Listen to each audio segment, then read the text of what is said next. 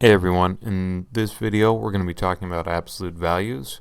I've got two expressions with absolute values already set up and ready to go. The first right here is the absolute value of x is equal to 8. And the solution to this is I take my absolute values right here, take them, we get rid of them, and we're going to write just x. And we're going to turn those absolute values into, you can think of it as a plus minus on the other side. So we get x is equal to plus or minus 8. Or if I want to be proper, I could write x is equal to the set negative 8, positive 8. Because the absolute value of 8 is 8, and the absolute value of negative 8 is 8. Because an absolute value is the non-negative value of the number inside it. The absolute value is the distance from 0, we can think of it. So how does that happen? What's going to happen over here with our second one? We're again going to trade those absolute values for a plus or minus. So this is kind of going to be a conditional equation. If it's complicated, I'm going to take x minus 1 is equal to a positive 7. I'm going to solve that, and I'm going to add 1 to both sides, right? So I'll get x is equal to 8. And then I'll break it into the negative condition. X minus 1 is equal to negative 7. And we add 1 to both sides. And we get x is equal to negative 6, which gives us our solution space. X is negative 6, 8. If I'm trying to cheat and work quickly, I could say x minus 1 is equal to plus or minus 7. Add 1 to both sides. X is 7 plus 1, 8, negative 7 plus 1, negative 6. But, you know what? Be careful.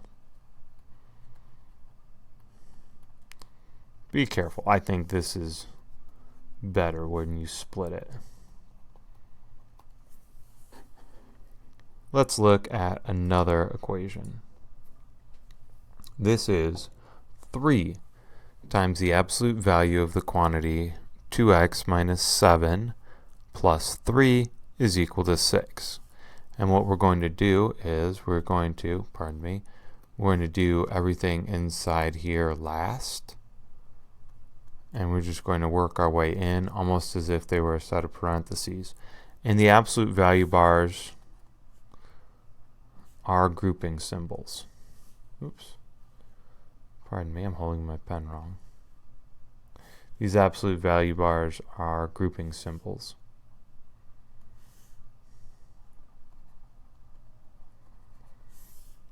So we're going to start off and we're going to subtract 3 from both sides. So we get 3 times the quantity 2x minus 7, our absolute value of the quantity, and that's going to be equal to 3, 6 minus 3.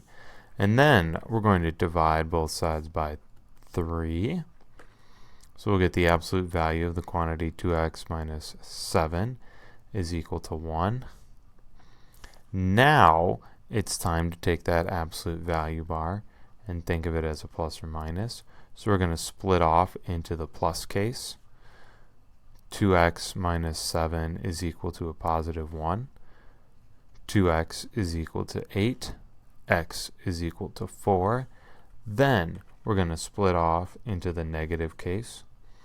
2x minus 7 is equal to a negative 1. 2x is equal to 6.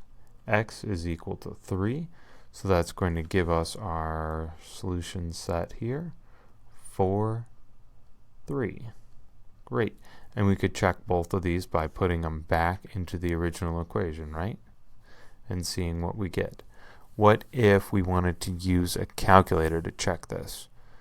Well, we just need the absolute value function. So let's turn on our calculator.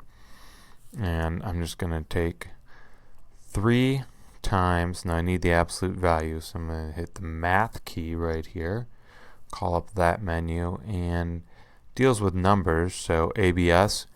ABS stands for absolute value. I'm going to hit enter. ABS of 2 times, 4 minus 7, close that up, plus 3, and let's see if we get 6. we do.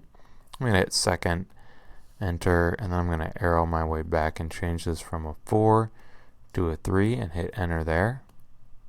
And we get a 6. Great. And you can see 2 times 3 minus 7, that's a -1, and it knows enough to take the absolute value of -1 and return back a +1. Alright. Great. I'll see you next video.